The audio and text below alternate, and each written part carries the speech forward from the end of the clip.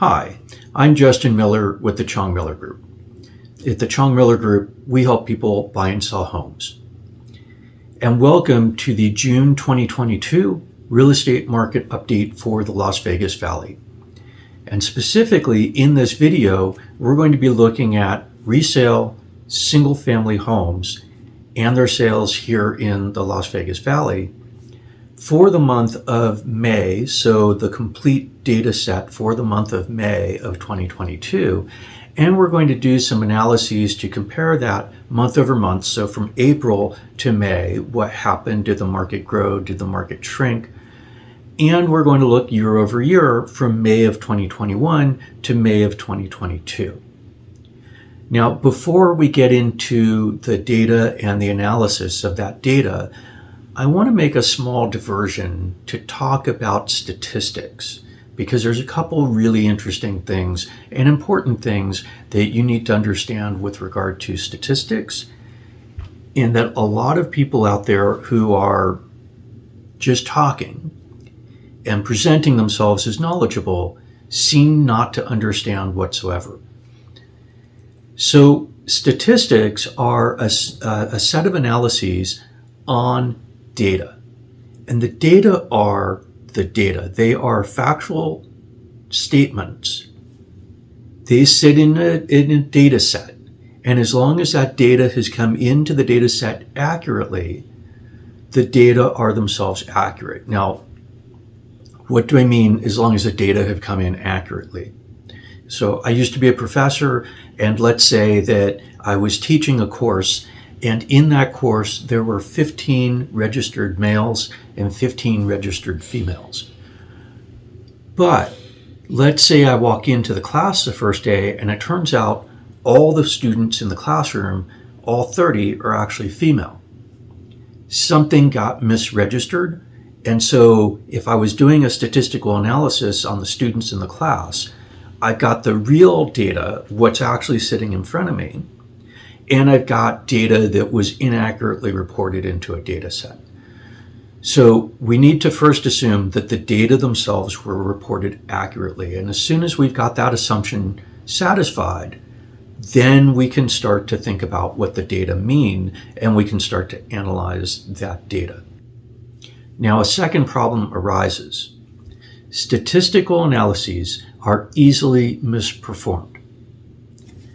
We can think of lots of scenarios wherein somebody's given something, maybe it's a hammer, and they don't know how to use the hammer, and they start using it to break stuff up, or they start using it to try to drive screws into wood or a wall or what have you. They're misusing the tool, and in misusing the tool, they could do damage. They're not going to actually get great results. Even if the screw ends up buried in the wood, it's not the way that you're supposed to use a screw or a hammer. Well, statistics, similarly, statistical analyses are tools, and people who don't understand how to use the tool can easily misapply the tools and come up with statements that are completely inaccurate. And so I just want to talk about that for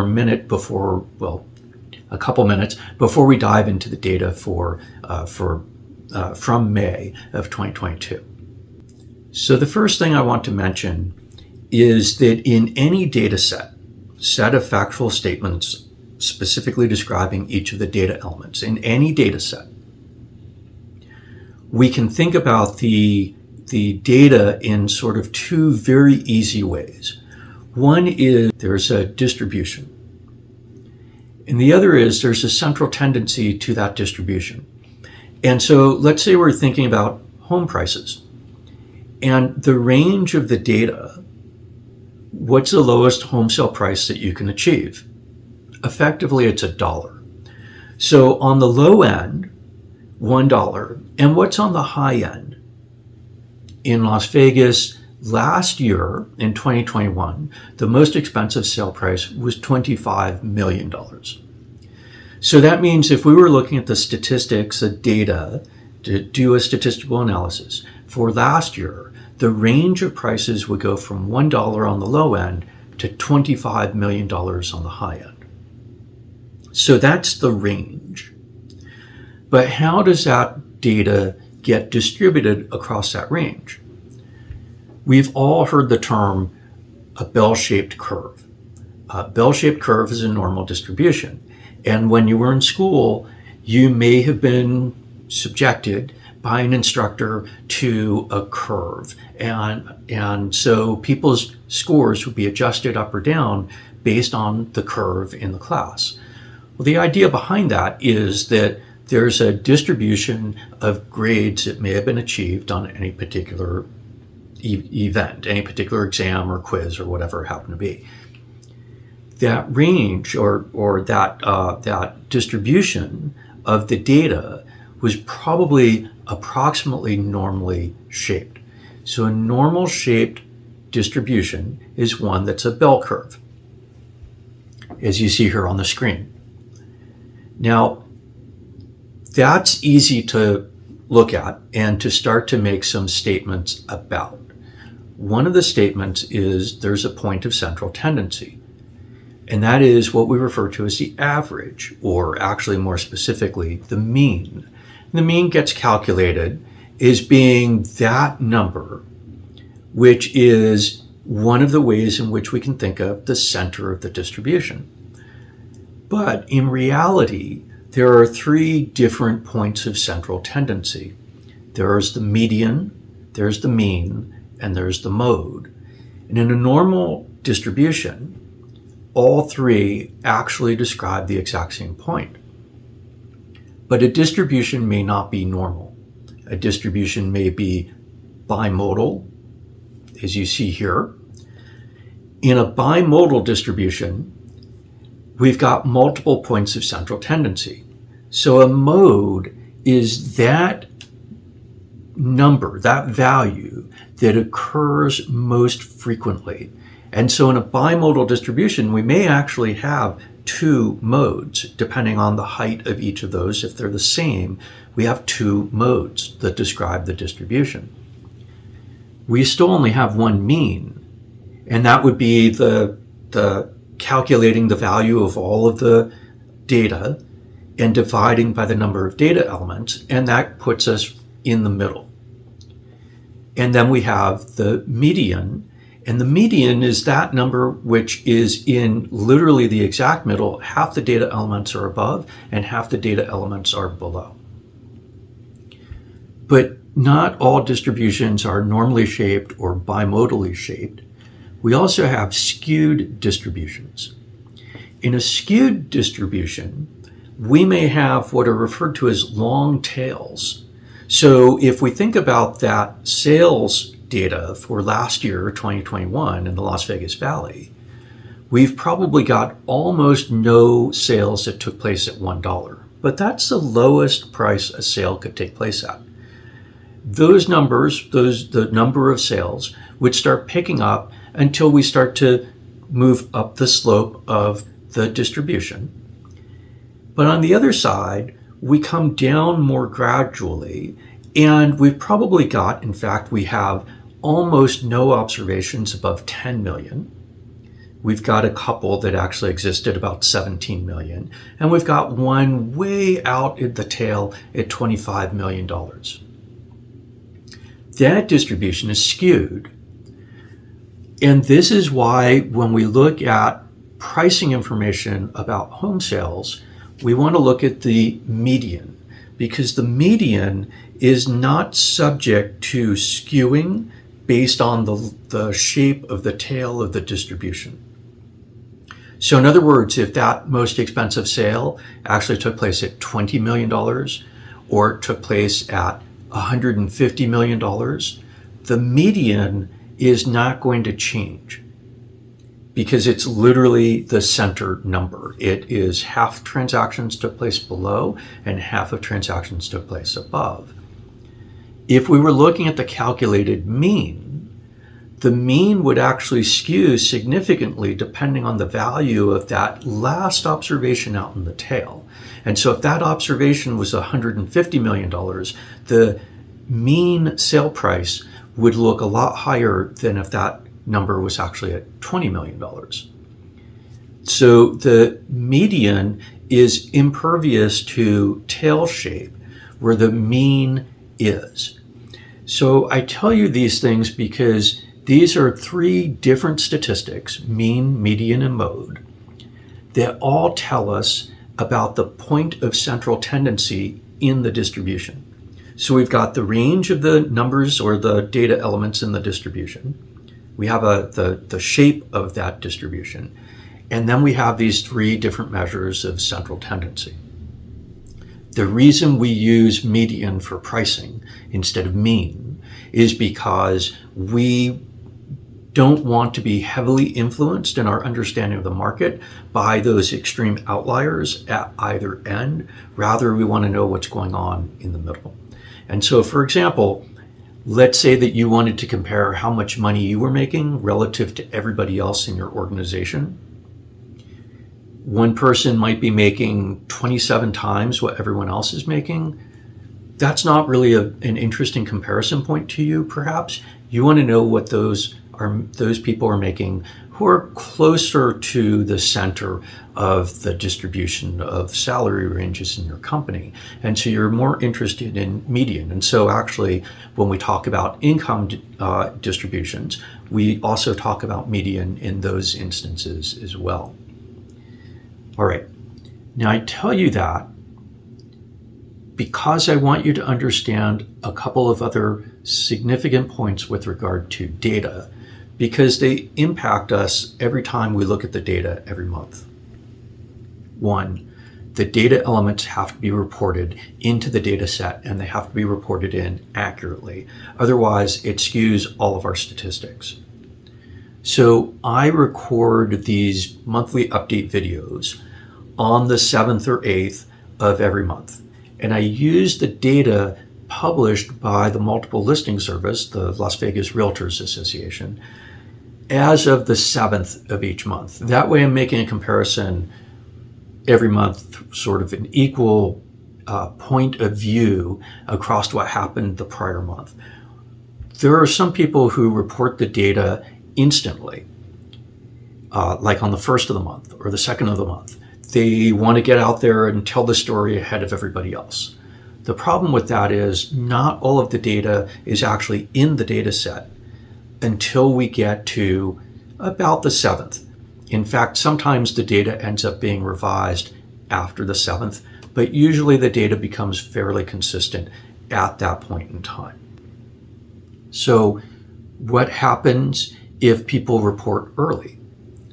The number of sales may be too low. The number of new into market may be too low. And so comparisons to the prior month may be inaccurate because we're looking at incomplete data for the then current month of analysis. So I wait until the 7th. Now, some of the data is more subject to challenges in this particular way than is other data. Number of houses in the market, for sale, new into market, closed, those are count variables. And so every additional house that came into the market or left the market that gets added into the database subsequent to the snapshot on which we're doing the analysis changes the information. But if we're thinking about the distribution itself, sort of the entirety of the data set, and we're looking for a point of central tendency, the calculated mean or median or the mode, that observation which occurs most frequently, is unlikely to change significantly based on the addition of something out in one of the tails or even a new addition somewhere near the middle. Now, it can happen, and I point to this right now because it actually did happen with regard to April's numbers on median sale price. And so that's why I want to talk about this right now, because it's kind of interesting. Now, there's one other thing that I want to mention, and I've mentioned this multiple times in past videos. You can only compare like things in the data set. And so let's go back to that classroom where I've got 15 males and 15 females. if that's what I have in my classroom, I might be able to make comparisons between performance of males and females in the class. I might be able to make comparison to whether or not students arrive on time based on gender. It may turn out that that shows absolutely nothing, but I could make those comparisons. But what I could not do is I could not create a composite statistic, which is the average student in the classroom by gender. Because I've got 15 males and 15 females, if I treat them all the same and I say, what's the average gender? That'd be some mythical person who's half male and half female. Right? And so it's meaningless information. It's a calculated statistic, but it's just plain all wrong. I say that because there are reporters out there, I'll just call them reporters generally, who look at the data that comes from a press release from LVR that combines resale and new construction, which developers have put into the multiple listing service. They're two completely dissimilar types of product, and consequently trying to compare them gives us information which is literally meaningless. It's trying to describe something that doesn't exist. It's the mythical resale new construction home, and they simply don't exist. So I dissect the data every month to pull out new construction so that we can actually learn information about a real set of data, resales in the marketplace. And that's what I limit my analysis to. I also do the multifamily segment, and I separate condos and townhomes so that I can look at those distinctly, because again, there's not a combined condo townhome. It's a mythical creature. Rather, there are condos and there are townhomes, and they need to be analyzed separately. So that's why my data sometimes look a little bit different, and my analyses a little bit different than what other people are reporting out there. I wait until the data set is stable, and I separate different types of product so that I'm not looking at something that doesn't actually exist. I'm looking at and making comparisons about what does actually exist in the marketplace. All right, with that short diversion to give you a little bit of background on statistics, let's go ahead and look at the numbers for what happened in May of 2022. And I want to start with a question. Has the crash arrived? Are sellers jumping over themselves and over each other to try to unload their properties before they're worthless? Are buyers on strike and not actually out there buying anything?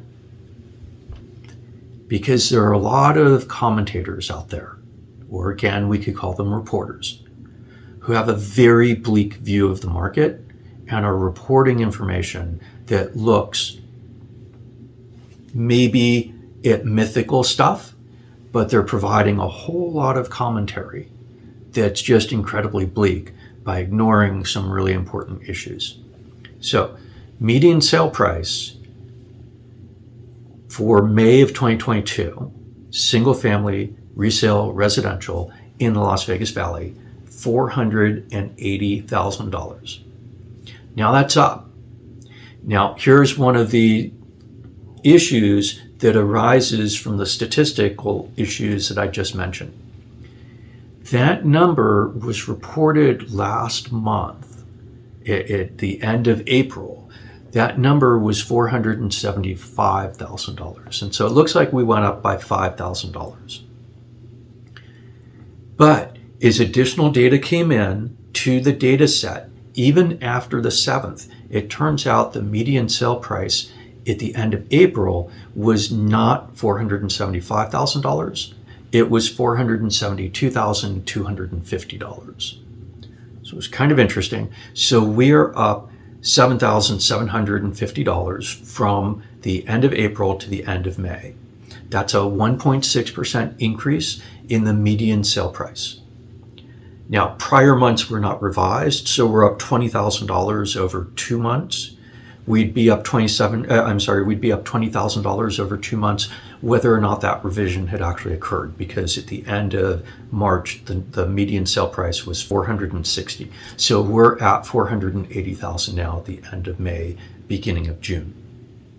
Now, that number is also up 25.0% from $384,000 at the end of May of 2021. So we're up $96,000 year over year from May through May.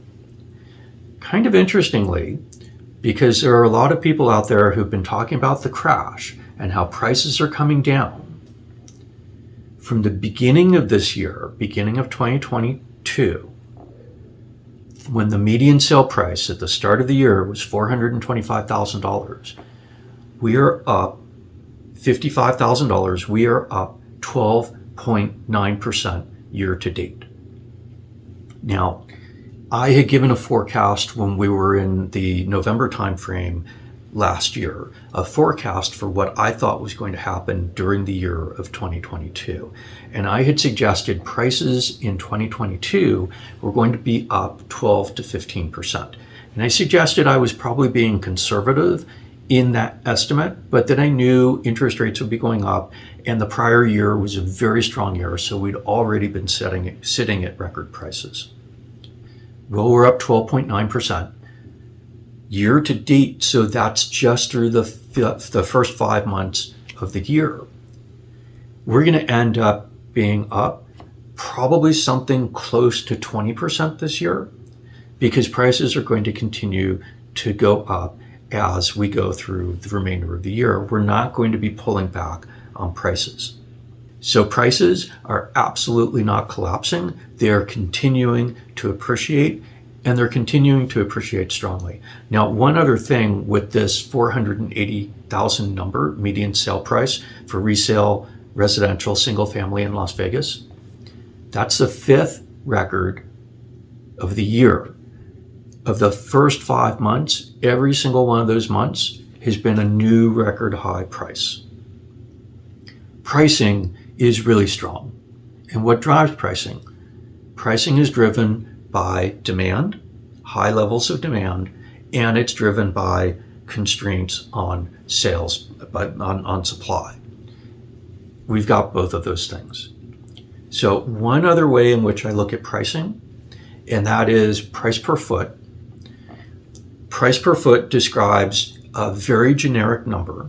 It's the average median, actually, the median number of dollars per foot to buy a home during the particular prior month, so May of 2022, in the Las Vegas Valley. Now, that number at the end of May was $262. That's up 1.6% from $258 at the end of April, and it's up 26.0% from $208 at the end of May of 2021. Now, the reason I look at price per foot is not because it tells us anything about what a particular house should be listed at or selling at, but rather because it tells us something about the skew that takes place in the data elements, where those data elements are houses that sold. And so if we see price per foot going up at a more rapid rate than we see median price going up, it's telling us something about the way in which houses were distributed in terms of price. So if the price per foot is increasing more rapidly, it means higher end homes are selling more rapidly than lower end housing. And why is that? Because price per foot is literally dividing the sale price of a property, or the list price of a property, by the number of square feet on the house. What's not included in that? The size of the lot. So if you've got a 4,000 square foot lot, or you've got a 20,000 square foot lot, a half acre lot, and two houses that are the same size and they sell for different prices, it's because the land is being valued on that price per foot calculation. Also, number of windows, because windows increase the the understood socioeconomic status of a house or quality of a house. It also increases the cost of a house, whether or not it's a single-story or a multi-story house, because single-story houses are more expensive to build. And while not everybody wants a single-story house, most definitely, those people who do want a single-story house are willing to pay a premium for that because maybe they're not willing or able to have a multi-story home.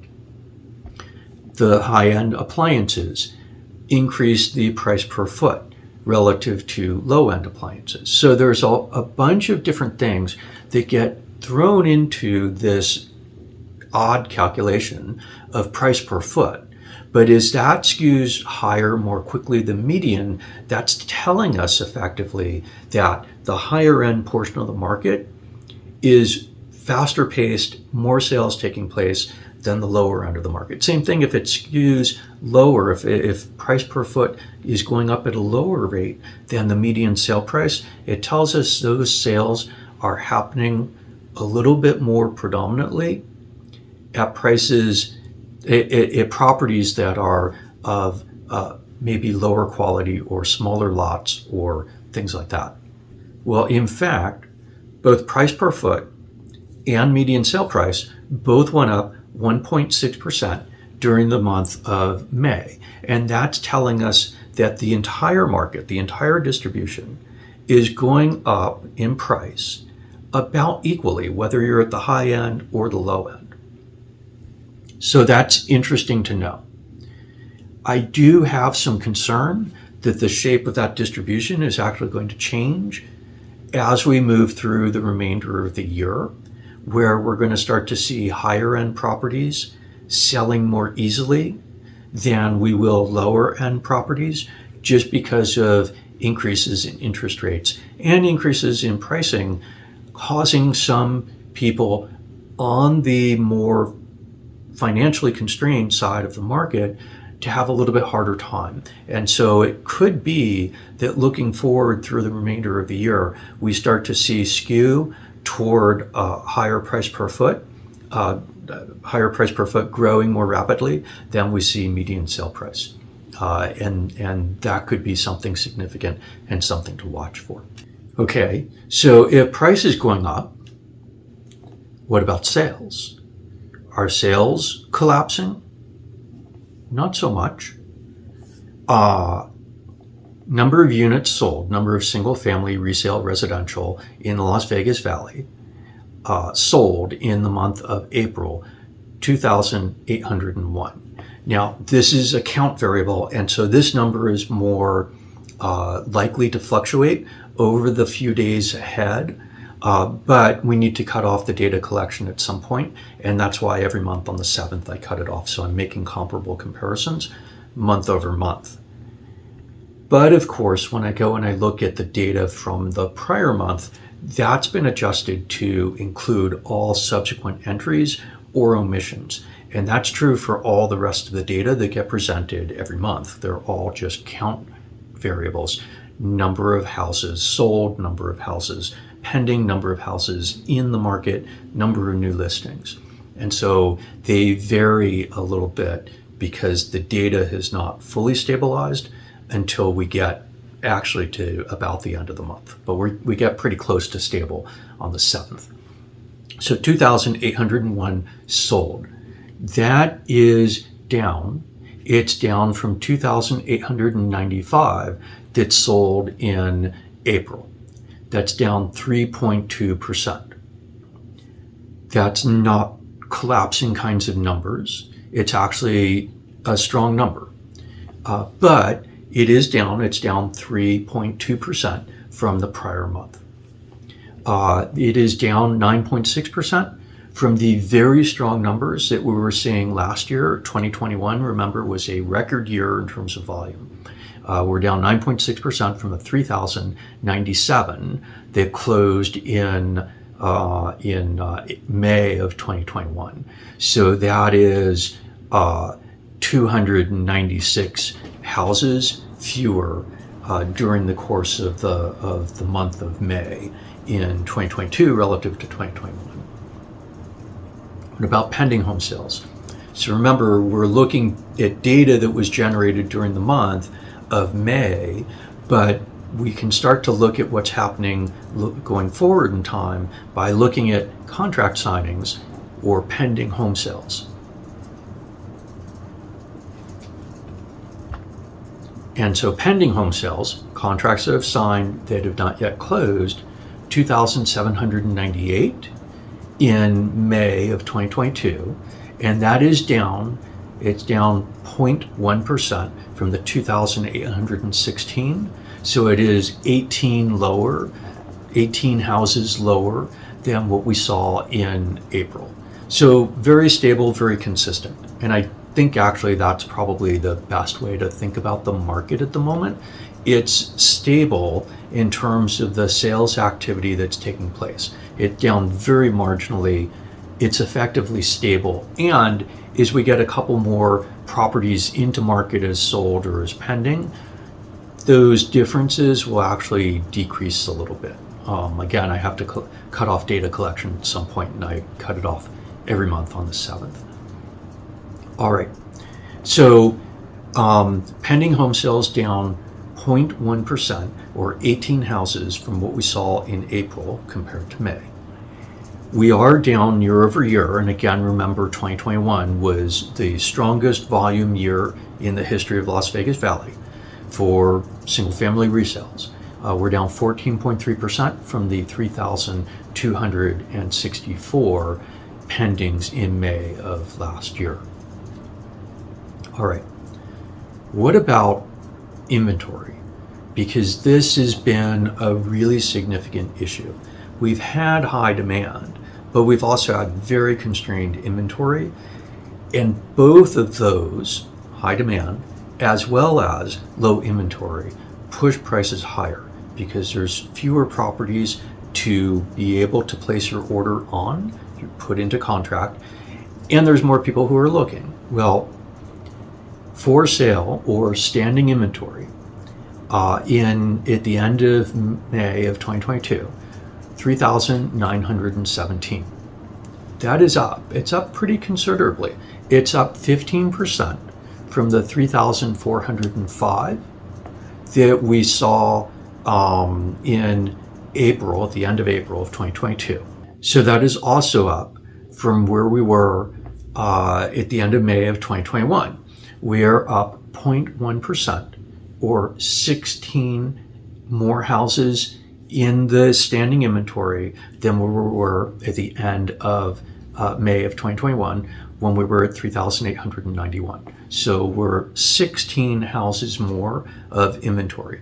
Now, last year inventory was increasing from March through September. Remember, we were getting record prices throughout almost the entirety of last year.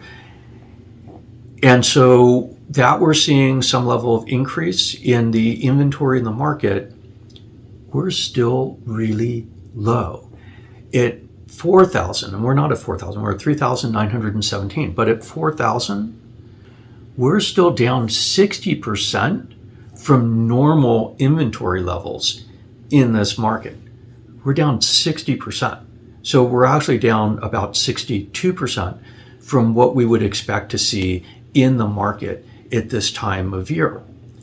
Inventory is still extremely tightly constrained. While I'm thinking about it, there's one other piece of information that I want to include here, which is kind of interesting. Because when we talk about inventory, we're talking about the inventory that exists within the multiple listing service, the service maintained by LVR.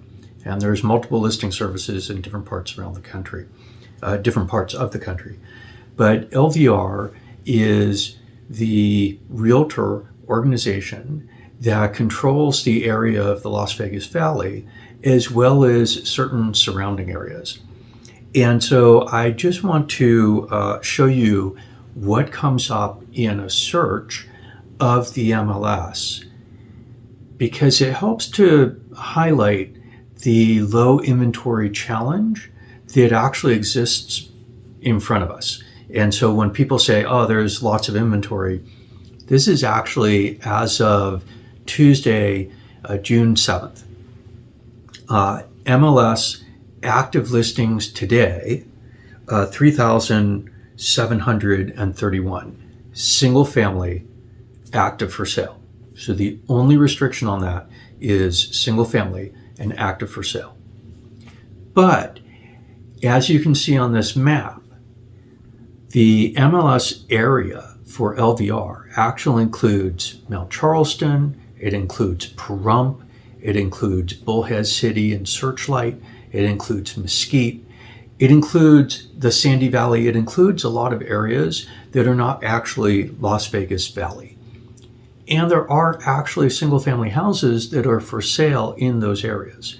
And so in those areas, there are 190 houses for sale.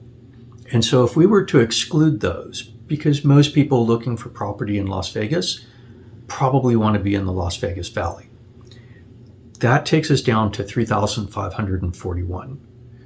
So that's realistically the number that's available to people who are looking in Las Vegas under the majority of circumstances. So there's actually 3,541 that would be available to them in the Las Vegas Valley, to whomever it is that's actually looking for a property. But most people probably are not just simply looking for a house. They're probably looking for a house that has certain criteria about it. And so I'm just going to randomly pick some criteria.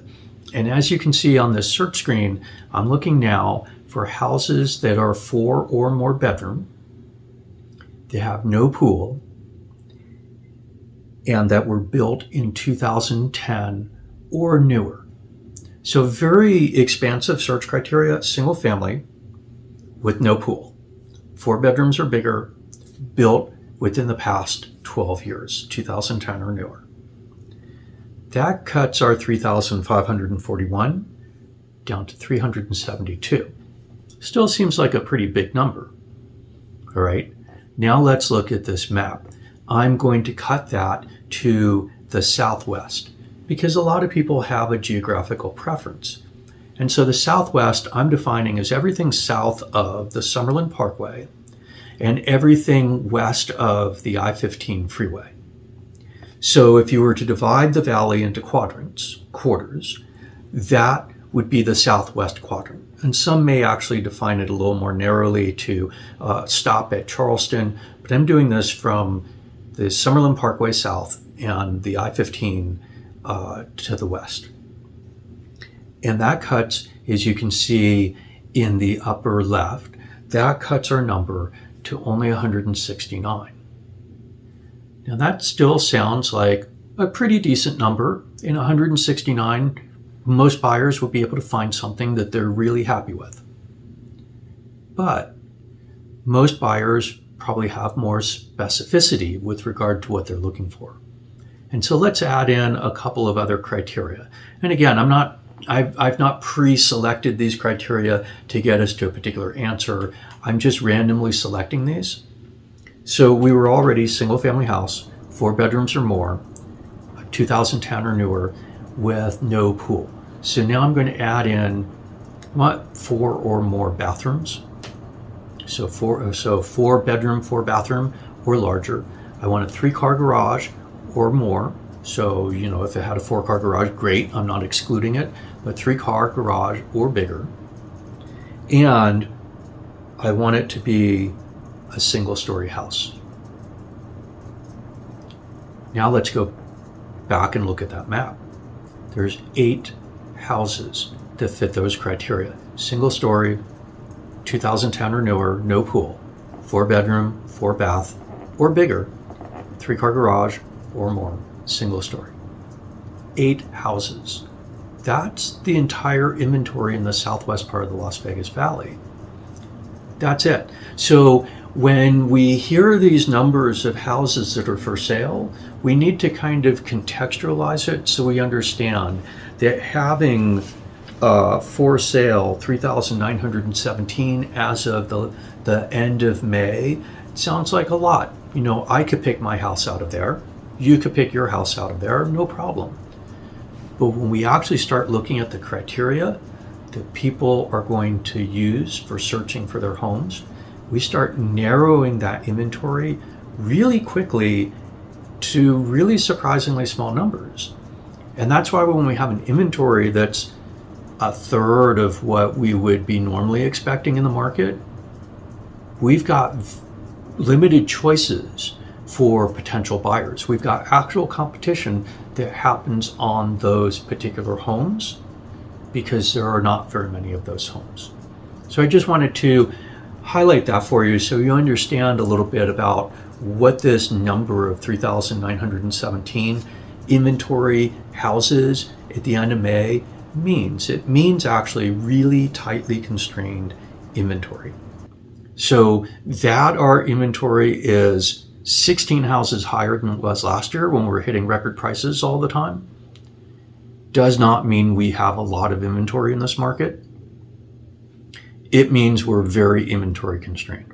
There's a number of commentators who are out there, we'll call them reporters, but through whatever medium that you can think of, who are saying the market's becoming balanced, it's moving toward a buyer market. Be careful in thinking about that.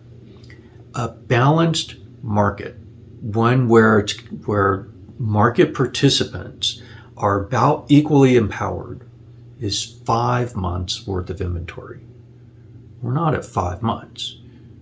We've got inventory of under 4,000 and we've got sales of a little less than 3,000.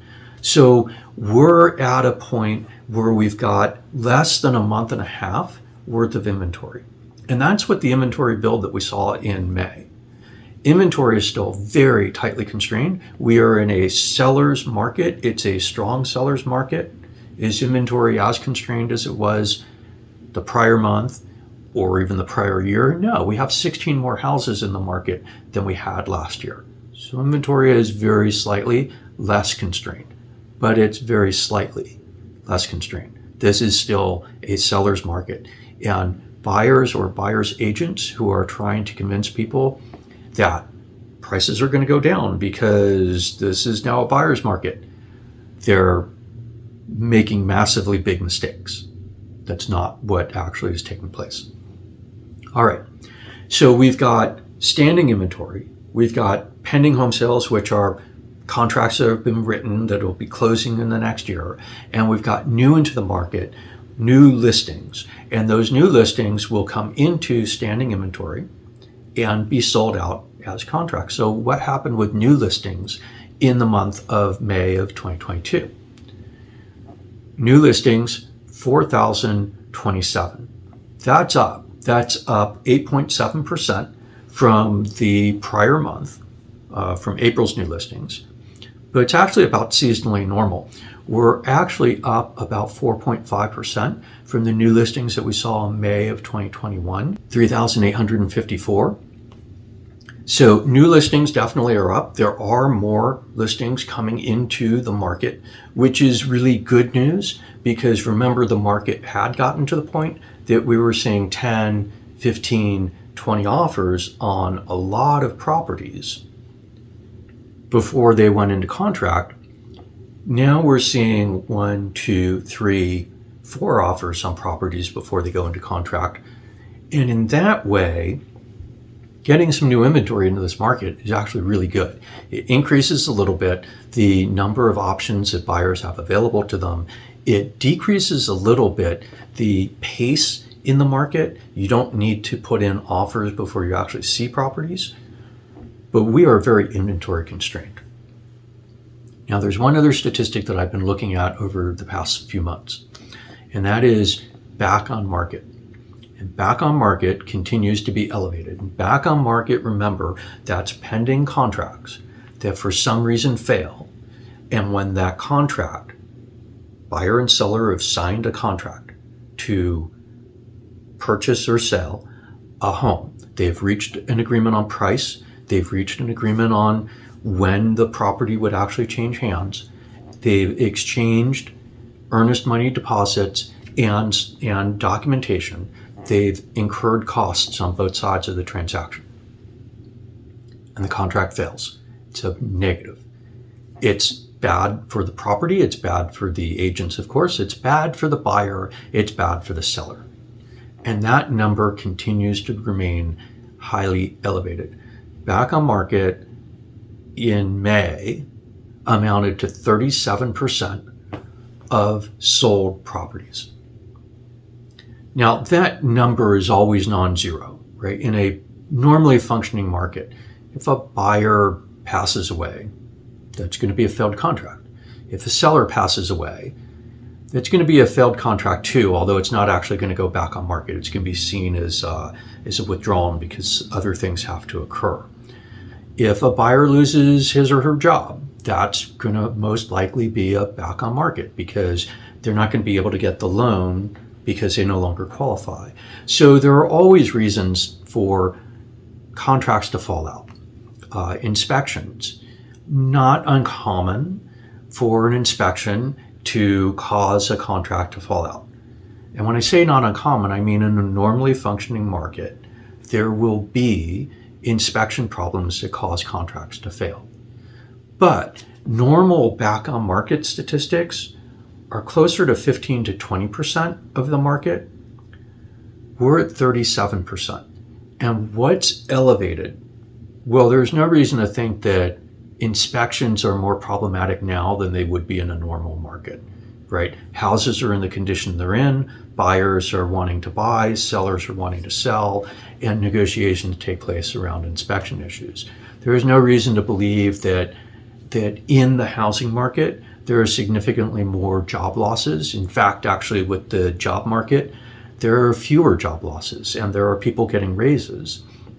There's not particularly good reasons to think that in the housing market that there are increased numbers of buyer deaths, because that's just not realistically happening. So what's elevated are appraisal failures.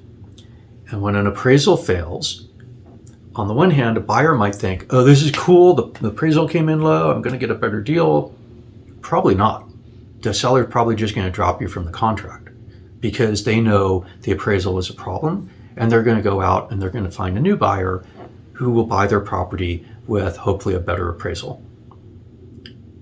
So for a buyer, a bad appraisal is a bad thing. For a seller, a bad appraisal is a bad thing. Bad appraisals are highly elevated in this market. Now, unfortunately, we're subjected to appraisals. But as a buyer or as a seller, no, appraisers, most of them do a good job. But there are a lot of people out there who work as appraisers who do terrible work, and they are deadly to transactions.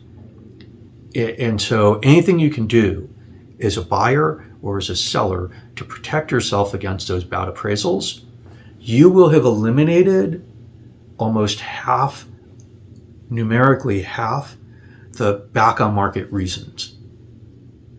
37%, where normally it's 15 to 20%, are back on market. And most of the back on market problems are taking place with appraisals. Very problematic. All right, there's one more thing I want to talk about. I mentioned it last month before the financial crisis destroyed the housing market around the whole country. The median price was $314,700 in June of 2006. So that number inflated $448,000. We're clearly above $448,000. So we're at $480,000. We're $32,000 higher. But does that mean the houses are actually more expensive for the average buyer? No, actually, if we apply the interest rates that were average across the country onto that loan that would have been required for a 90% loan to value mortgage in June of 2006, and we compare that to the 90% loan to value mortgage required on that $480,000 house at the average interest rate now, it's rather interesting what we find. The average interest rate in June 2006 was 6.75%. That resulted in a monthly payment on the average house with the average loan of $2,595. In May of 2022, the loan rates, the mortgage interest rates, had actually come down from where they had gotten to. They'd come down to an average of 5.01%. And if we take that and apply that to a 90% loan-to-value loan on the $480,000 median home, that gives us a monthly payment of $2,308. We are $287 less expensive per month to buy and carry the median home than we were in 2006. And by the way, we just got $66 per month less expensive than we were at the end of April because interest rates have come down. And if you listen to my prior videos, especially the Ask the Professor video series that I did on inflation, interest rates, and housing prices, you know that I've actually been predicting that because the mortgage interest rates had gone up too fast, the mortgage-backed securities market had gotten ahead of itself, that we would be seeing interest rates come back down. They're not coming down generally. Interest rates are going up, but the market will fluctuate, and we'll see interest rates right around 5%, sort of probably 4.75% up to 5.5% during the course of this year. Rates had gotten up in April, the end of April, to 5.39%. For mortgage interest rates, average across the country, according to the Mortgage Bankers Association, they've come back down 38 basis points to 5.01 as of Thursday of last week. And that average number is updated every Thursday. So it's Tuesday today, and I don't have the new update, but mortgage interest rates will be fluctuating around 5%. If you're a buyer, shop for mortgages because you may save with some banks relative to other banks, and know that rates are fluctuating. And so locking in an interest rate in one particular week might not be exactly what you want to do. On the other hand, as rates fluctuate, you always have the ability to engage in some arbitrage between the various banks, possibly very productively. So keep an eye on the interest rate market, but do not believe interest rates have become hugely problematic. They've actually become better over the course of the month of May, and they'll continue to fluctuate around. All right, so I am Justin Miller with the Chong Miller Group, and at the Chong Miller Group, we help people buy and sell properties. If you're a buyer, you have a little bit more choice right now. You can take a little bit longer to make decisions right now, but prices are not coming down. As I demonstrated, prices are still going up, and sales are still taking place, and inventory is still tightly constrained. If you think, or you allow other people to cause you to think, prices are coming down, you're wrong. You're just simply not correct. That's not what the data, the factual data show. Despite whatever the opinions are that certain people around the market may have, the factual data show pricing is still going up, sales are still happening, and inventory is still very weak. If you're a seller, pricing in this market has become a little bit more complex over the past month. Generally speaking, if you price high, you've got a problem. If you price low, you've got a problem. You want to be priced appropriately. But the specific ways in which you address the market with appropriate pricing seem to have actually shifted slightly over the past 2 weeks. And so make sure you're talking to your real estate agent. Please reach out to us. We'd be glad to represent you. We'd be glad to talk with you about this. Pricing decisions right now are more critical in this market than they are in most markets. They're sending signals into the marketplace that are being interpreted in different manners by different groups of potential buyers and their agents, and certainly non-market participant commentators who are out there. So please reach out to us. We'd be happy to talk with you, be happy to engage with you, and help you figure out how to sell your property or help you figure out how to buy a really great property. I'll see you in the next video. Thank you very much.